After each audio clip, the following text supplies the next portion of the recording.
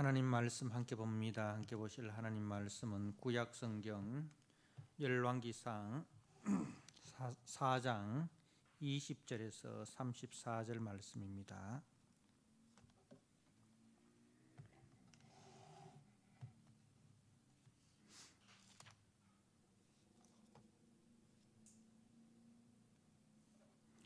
열왕기상 4장 20절 말씀.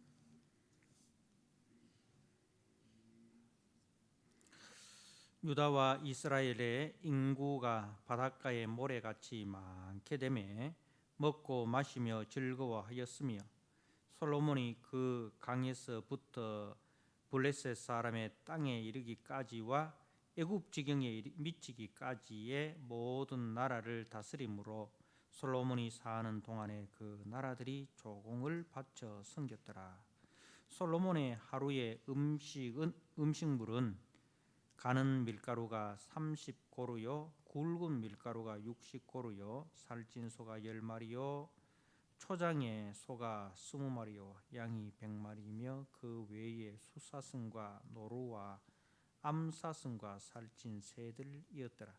솔로몬이 그 강 건너편을 딥사에서부터 가사까지 모두 그 강 건너편의 왕을 모두 다스림으로 그가 사방에 둘린 민족과 평화를 누렸으니 솔로몬이 사는 동안에 유다와 이스라엘이 단에서부터 부엘세바에 이르기까지 각기 포도나무 아래와 무화과나무 아래에서 평안히 살았더라.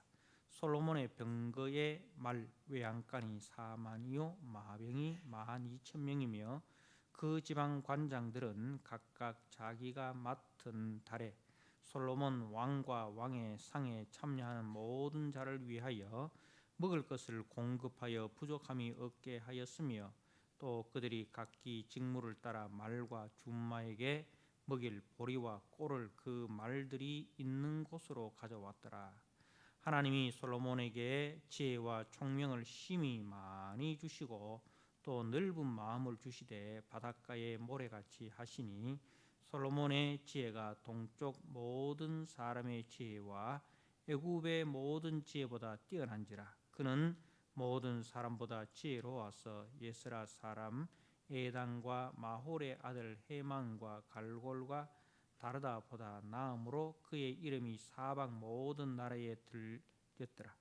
그가 잠언 3,000가지를 말하였고 그의 노래는 1,005편이며 그가 또 초목에 대하여 말하되 레바논의 백향목으로부터 담에 나는 우슬초까지 하고 그가 또 짐승과 새와 기어다니는 것과 물고기에 대하여 말한지라. 사람들이 솔로몬의 지혜를 들으러 왔으니 이는 그의 지혜의 소문을 들은 천하 모든 왕들이 보낸 자들이더라. 아멘. 오늘 열왕기상 4장 20절에서 34절 말씀 솔로몬의 영화라는 제목으로 주신 말씀을 함께 나누고자 합니다. 우리가 앞에서 살펴봤듯이 이 열왕기상 4장은 전체적으로 솔로몬의 그 정치적 상황을 설명을 하고 있는데요. 1절에서 19절까지 이는 솔로몬의 그 왕궁의 관리의 명단, 제사장으로부터 시작하여 군대 장관에 이르기까지 이제 솔로몬 왕궁의 관리들의 명단과 그리고 이제 북쪽 이스라엘을 이제 12구역으로 나누어 가지고 12지방관을 파견해서 이제 관리를 하도록 하고 저들에게 이제 한 달씩 왕궁에 이제 그 음식물을 이제 준비를 하고 세금을 거두는 그 일을 12지방관에게 맡깁니다. 그리고 오늘 20절에서 34절에 있는 말씀은 이제 솔로몬 왕궁의 그 영화로움과 솔로몬의 지혜에 대해서 소개를 하고 있습니다. 오늘 20절에 보면은 유다와 이스라엘의 인구가 바닷가에 모래같이 많게 되매라고 합니다. 그러니까 유다와 이스라엘의 인구가 바닷가에 모래와 같이 많아졌다. 이제 뿐만 아니라 더 나아가서 인구만 많은 것이 아니라 그 많은 인구가 이제 먹고 마시며 즐거워하였다라고 합니다. 그러니까 먹고 마시는 일에 부족함이 없는 부요함과 또 즐거움으로 살 수 있는 평화의 시대였다. 그러니까 그 많은 인구들이 이제 평화를 누렸다는 것이죠. 자, 이것은 이제 하나님께서 아브라함과 그 족장들에게 하신 언약의 성취입니다. 창세기 22장 17절 말씀에 보면 네 씨로 크게 번성하여 하늘의 별과 같고 바닷가의 모래와 같게 하리니, 이렇게 하나님께서 이제 아브라함에게 자손에 대한 약속을 하는데 하늘의 별과 같고 바닷가의 모래와 같게 하시겠다 하셨는데, 이 약속이 이제 우리가 아시다시피 원래 가나안 땅에 있던 그 아브람, 그리고 그 아들 이삭, 그리고 이삭의 아들 야곱의 아들 12이 이제 애굽으로 내려갑니다. 그죠? 애굽에 있는 요셉의 초청으로 내려가는데, 내려갈 때는 70명이 있는데 430년 이후에 그 애굽에서 가나안 땅으로 돌아올 때에 장정만 60만이라 되는 큰 군대가 됩니다. 그래서 하나님께서 아브라함에게 약속하신 그 약속이 1차적으로 이제 성취가 되고, 그리고 오늘 말씀에 솔로몬 시대에 그 인구가 바닷가의 모래와 같이 되었다는 것을 통해서 하나님께서 일찍이 아브라함에게 약속하셨던 그 약속이 이 솔로몬 때에 성취가 되었다는 것을 이제 말씀을 합니다. 자, 그리고 이후에 영적 아브라함 자손의 번성은 우리가 갈라디아서 3장 16절에 보면 오직 하나를 가리켜 네 자손이라 하셨으니 곧 그리스도라, 그렇게 이야기합니다. 그러니까 이제 네 씨로 크게 번성하여라고 한 네 씨가 이제 그 구약에서는 보니까 그냥 아브라함의 씨로 이렇게 보였는데, 그런데 그 구약 속에 감추어진 것을 잘 살펴보니 그 씨가 이제 누구냐, 여럿이 이 씨가 아니고 이제 오직 하나를 가리켜 네 자손이라 하였으니 곧 그리스도라, 네 씨로 크게 번성하여라고 할 때에 이 씨는 이제 그리스도를 말씀하고 있더라는 것이죠. 그래서 이제 그 그리스도께서 하늘의 미랄이 되심으로 그 그리스도의 대속 죽음을 통하여 그 씨가 이제 바닷가의 모래와 같이 하늘의 별과 같은 백성으로 이렇게 성취가 되는 교회 시대를 이제 말씀을 하는, 예수 그리스도로 말미암아 많은 하나님의 백성들, 영적 아브라함의 자손들이 이제 생겨 나더라는 말씀입니다.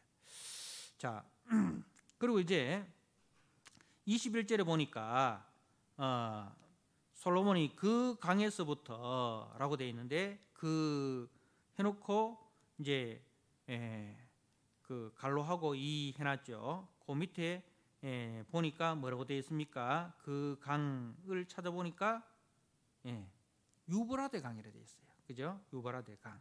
그러니까 24절에도 그 강 건너편, 그 강 건너편 다 갈로하고 이해놨죠. 밑에 보면은 유브라데 강이라 그렇게 말씀을 하고 있습니다. 그러니까 이제 그 유브라데 강에서부터 블레셋 사람의 땅에 이르기까지와 애굽 지경에 미치기까지 모든 나라를 다스림으로라고 되어 있어요. 그러니까 솔로몬의 그 영토를 이야기하는데 유브라데 강 그것은 북쪽과 동쪽의 경계입니다. 솔로몬의 영토의 그 북쪽과 동쪽은 유브라데 강을 경계로 하고, 그리고 이제 서쪽은 블레셋 사람의 땅의 경계가 되고, 그리고 남쪽은 애굽 지경이 이제 남쪽이 됩니다. 그러니까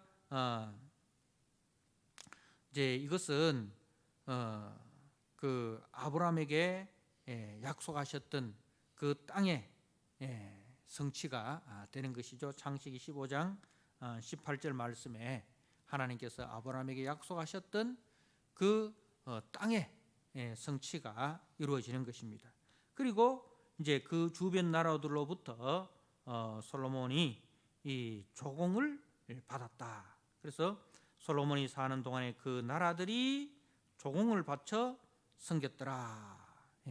그러니까 그 주변 나라들로부터 조공을 받음으로 매우 부요한 그 나라가 되었다는 것을 말씀을 합니다. 자, 그리고 이제 22절에서 25절의 말씀을 이제 살펴보면 25절에 솔로몬이 사는 동안에 유다와 이스라엘 이 단에서부터 브엘세바까지, 단에서부터 브엘세바라는 것은 이스라엘의 저 북쪽에서 최남단까지 이를 말하는 거예요. 그래서 단에서부터 브엘세바에 이르기까지 각기 포도나무 아래와 무화과나무 아래에서 평안히 살았더라라고 되어 있습니다.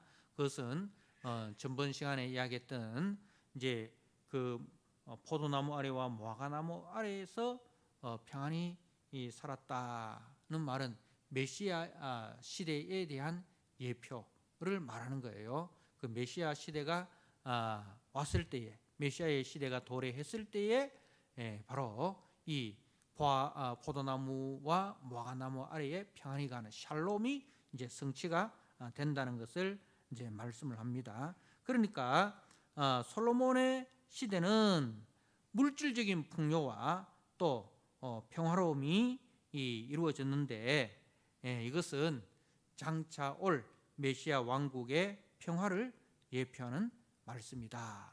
지난 시간에 우리가 미가서 말씀을 살폈고요. 그리고 그 미가서의 말씀과 비슷한 말씀이 이사야서 2장 1절에서 4절에 등장을 하고 있습니다. 자, 바로 이런 진술들을 통해서 솔로몬의 시대가 갖는 구속사적 의미를 밝혀주고 있습니다. 솔로몬의 시대는 풍요와 평화가 함께하는 이상적인 나라, 메시아의 그 시대가 예표적으로 보여진 시대다는 것입니다. 자, 이 풍요와 평화라고 하면 우리가 어디가 생각납니까? 바로 이제 에덴 동산이죠. 이 메시아의 나라는 타락 이전에 풍요와 평화가 이제 지배하던 에덴 동산의 모습을 보여주고 있습니다. 에덴 동산에 그 아담과 하와에게 하나님께서 풍요와 그리고 평화를 선물로 주셨습니다. 자, 그래서 솔로몬의 시대는 바로 그 잃어버린 에덴 동산의 축복이 회복되는 시대, 그리고 하나님이 이 아브라함을 비롯해서 족장들에게 약속하신 그 언약이 성취됨을 맛본 시대라 그렇게 할 수 있습니다. 그래서 솔로몬의 시대는 종말론적 메시아 왕국을 앞당겨 보여주는 그 예시적인 성격을 가지고 있다라고 할 수가 있습니다. 우리 주 예수께서 왕으로 통치하는 시대, 그리고 그 주님이 재림의 주님으로 오셔서 완성된 하나님 나라에는 이처럼 더 이상 결핍도 없고 갈등도 없고 상실도 없는 풍족함과 그리고 사랑으로 하나 되는 평화가 충만한 나라다는 것을 이 솔로몬의 시대를 통해서 이제 우리에게 그 메시아의 시대를 이제 보여주는 것이죠. 인간의 탐욕과 그 인간의 힘이 지배하는 세상에는 끊임없는 갈등 그리고 결핍, 상실이 팽배할 것입니다. 지금 우리 이 사회를 한번 보십시오. 그리고 세계 사적 흐름을 보시면 이제 개인은 개인의 탐욕이 있고 국가는 국가의 탐욕이 있습니다. 그죠? 그래서 가정에도 이제 아내의 탐욕, 남편의 탐욕, 이 서로 지배를 하면 어떻게 됩니까? 서로 거기서 가정이 천국이 아니라 가정이 지옥이 되는 거죠. 가장 가까이 있는 가정이 지옥이 되어버립니다. 가정이라는 것은 그리스도의 통치가 이루어지는 곳이 되어야 됩니다. 그리스도의 통치가 이루어지는 가정은 어떤 가정입니까? 남편은 아내를 그리스도께서 교회를 사랑하고 교회를 위하여 자기 몸을 내어주셔서까지 그 교회를 지키고 보호하고, 그죠?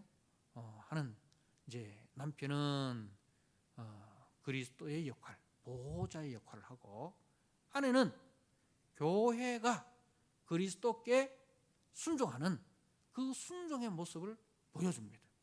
그래서 그리스도의 통치가 이루어지는 가정은 그 가정이 뭐가 됩니까? 주님이 통치하는 하나님의 나라가 되는 거예요. 그런데 그 가정에 그리스도의 통치가 이루어지지 아니하고 남편은 남편의 탐욕, 아내는 아내의 탐욕, 서로 그 탐욕으로 이루어진다면 그 가정은 갈등, 분열, 아픔, 상처, 투성이가 되겠죠. 그리고 이제 사회 곳곳도 마찬가지입니다. 사회 곳곳도 각자가 각자의 탐욕을 주장하면 어떻게 되겠습니까? 정규직은 정규직의 그 탐욕, 비정규직은 비정규직의 탐욕을 주장하고, 또 의료계도 요즘 뭐 의사들은 의사들이 이 의사들의 그 법, 간호사들은 간호사의 법이 통과되어야 된다. 그렇게 이제 각자의 주장을 하지 않습니까? 근데 신문을 읽어보면 이 사람 말 들으면 이 사람 말 오는 것 같고, 저 사람 말 들으면 저 사람 말 옳은 것 같고, 그죠? 근데 전부 다 자기의 정당성을 다 주장을 합니다. 근데 그 자기의 정당성만 주장하고 다른 상대편의 정당성을 받아들이지 않으면, 듣는 귀가 없으면, 듣는 마음이 없으면, 듣는 마음은 없고 자기의 정당성만 주장하는 그런 사회는 갈등과 분열이 있을 수밖에 없는 거예요. 근데 메시아의 나라는 어떤 나라입니까?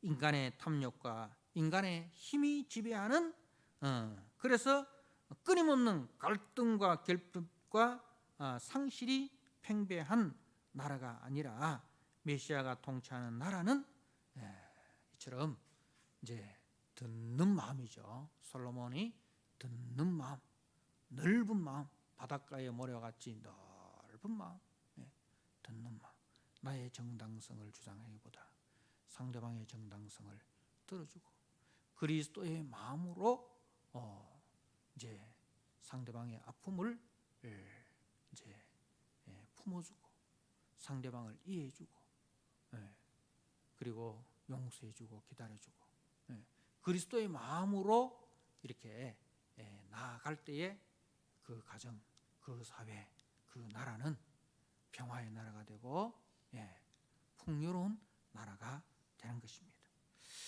자, 이제 우리 그리스도인들은 어떻게 살아야 됩니까? 인간의 탐욕과 인간의 힘이 지배하는 이 세상, 끊임없는 갈등과 결핍과 상실이 난무하는 이 세상 속에서 그리스도가 통치하는 교회, 그리스도의 통치함을 받는 성도는 너희는 세상의 빛이다. 너희는 세상의 소금이다. 너희는 산 위의 동네다. 그렇게 주님이 말씀하셨습니다. 그래서 우리는 세상의 논리와 세상의 가치를 따라가는 자들이 아니라 바로 그리스도의 그 논리와 가치를 따라가는 자들로 우리가 부름을 받았다.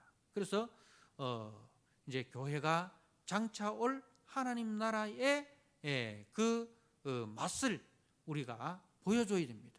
그리스도의 가정이, 그리스도인의 가정이 바로 하나님 안에서 이루어지는 그 메시아의 나라, 평화의 나라, 샬롬의 나라의 모습을 우리가 보여주어야 합니다. 그것이 오늘 저와 여러분들이 부름받은 그 목적이다는 것입니다. 자, 그런데 이런 솔로몬에게도 이제 어두운 영역이 있었는데 26절에서 28절의 말씀을 보면 솔로몬의 병거의 말 외양간이 4만이요 마병이 12,000명이며 그 지방 관장들은 각각 자기가 맡은 달에 솔로몬과 왕의 상에 참여하는 모든 자를 위하여 먹을 것을 공급하여 부족함이 없게 하였다. 이렇게 이제 이 말씀이 나오는데, 그러니까 말과 마병이 엄청나게 많았다는 것, 그것은 군사적인 영역에 있어서도 하나님의 축복을 누리고 있었다는 것을 이제 보여주기도 하지만, 그러나 신명기 17장 16절에 보면 왕된 자는 말을 많이 두지 말라 그렇게 했어요. 신명기 17장 16절에. 그러니까 이것은 그 하나님의 말씀인 신명기 말씀과 말씀에 위배되는 거예요. 자, 그러니까 솔로몬이 이스라엘을 지키는 자는 누구십니까? 이스라엘을 지키는 자는 여호와 하나님입니다. 그죠? 이스라엘 지키는 자는 졸지도 아니하시고 주무시지도 않는다. 그렇게 이제 말씀을 했는데, 솔로몬은 하나님이 아니라 무기가 자신과 자신의 나라를 지킨다, 그렇게 생각을 한 것입니다. 그래서 여호와가 자신의 목자이고 자신의 보호자인 것을 잊어버리고 하나님을 의지하지 않고 무기를 의지하였다는 것을 보여줍니다. 자, 그래서 하나님이 주신 그 부요함으로 군사력을 강화함으로써 하나님과 멀어지는 모순적 상황이 일어나는 것을 이제 볼 수가 있는데, 이것이 바로 솔로몬에게도 어두운 영역이 있었다는 것을 말씀을 합니다. 그래서 우리 예수님께서 마태복음 6장 29절 말씀에 솔로몬의 모든 영광으로도 입은 것이 이 꽃 하나만 갖지 못하였느니라, 그렇게 하였습니다. 자, 바로 이것은 솔로몬 왕국의 한계와 모순을 염두에 둔 말씀입니다. 자, 우리는 하나님이 주신 복을 받았을 때 그 복을 주신 분이 하나님이라는 것을 잊지 말아야 됩니다. 그런데 그 하나님이라는 복을 주신 분이 하나님을 잊지 말고 그 하나님을 붙잡아야 되고 그 하나님께 영광을 돌려야 되는데, 이제 복을 받고 난 이후에 복만 붙잡고 하나님을 놓쳐버리면 결국은 어떻게 됩니까?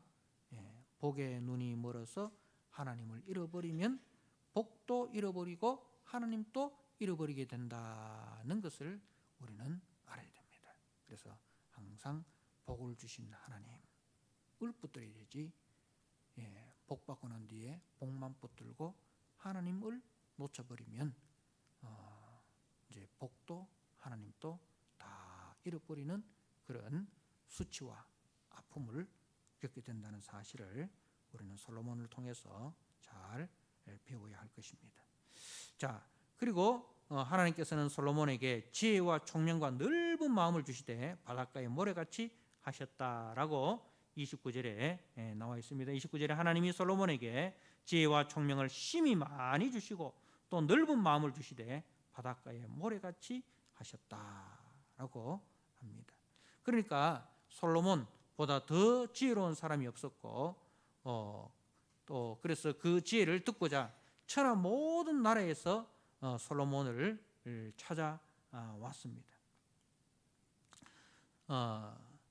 솔로몬의 지혜가 뛰어났다는 것은 결국 솔로몬에게 지혜를 주신 여호와가 진정한 지혜의 주인임을 말씀하고 있는 거예요.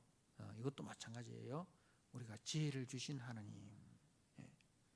그래서 우리가 하나님이 주신 지혜로 하나님의 뜻을 위해서 그 지혜를 잘 사용을 해야 됩니다. 자, 그리고 솔로몬은 이제 32절과 33절에 보면 그가 잠언 3000가지를 말하였고 그의 노래는 1005편이며 그가 초목에 대하여 말하되 레바논의 벽향목으로부터 다음에 나는 우슬초까지 하고 그가 또 짐승과 새와 기어다니는 것과 물고기에 대하여 말한지라. 이제 솔로몬의 그 지혜가 얼마나 방대한지를 이제 말씀을 하고 있습니다. 자, 우리가 다니엘서 1장 17절의 말씀에 보면 다니엘도 하나님으로부터 지식과 지혜를 얻었다라고 되어 있죠. 그리고 복음서는 그 예수님을 놀라운 지혜의 소유자로 이제 말씀을 하고 있습니다. 누가복음 2장 47절과 52절에 보면 이제 우리 주님께서 12살 때 이제 예루살렘 성전에 올라가시잖아요. 그 올라가셔서 이제 거기 있는 사람들과 그 이제 지혜자들과 대화를 나누는데 듣는 자가 다 그 지혜와 대답을 놀랍게 여기더라. 12살짜리 소년인데 그 지혜와 대답이 얼마나 놀라운지 거기에 있는 이제 지혜자들이 다 놀라는 거예요. 그리고 52절에 예수는 지혜와 키가 자라며 하나님과 사람에게 더욱 사랑스러워 가시더라. 그렇게 말씀을 하고 있습니다. 자, 주님은 솔로몬보다 더 크신 분으로 자기 백성들을 온전한 지혜와 총명으로 다스리시는 분이신 것을 말씀을 합니다. 마태복음 12장 42절에 솔로몬보다 더 큰 이가 여기 있느니라. 솔로몬보다 더 크신 이가 바로 우리 주님이시다는 것을 말씀을 합니다. 그래서 그리스도인의 지혜는 하나님의 말씀을 깨달아 알아 하나님을 경외하고 삶의 모든 영역에서 하나님의 창조 질서를 구현하고 그리고 구속의 은혜를 드러내는 것이 바로 그리스도인의 지혜입니다. 그래서 이제 세상의 이기적인 지혜가 아닌 십자가의 지혜죠. 우리의 지혜는 이제 세상적인 이기적인 지혜가 아니라 십자가의 지혜입니다. 그럼 십자가의 지혜가 뭡니까? 십자가의 지혜는 자신의 탐욕을 회개하고 그리스도의 마음을 받아 자신을 낮추고 희생하여서 하나님을 섬기고 이웃을 섬기는 삶이 바로 하나님이 주신 지혜입니다. 솔로몬은 하나님으로부터 이제 이 지혜를 받았지만 그 지혜를 어떤 부분에 있어서는 잘 선용을 하였지만 어떤 부분에 있어서는 그 지혜를 잘못 사용하였습니다. 그리고 말년에 그 하나님이 주신 지혜를 의지하지 아니하고 나중에 하나님이 주신 복, 부와 귀와 영광만 붙들다가 결국은 솔로몬 사후에 왕국이 두 쪽으로 나눠지는 것을 우리가 보게 됩니다. 그래서 우리는 하나님으로부터 이 십자가의 지혜를 받았습니다.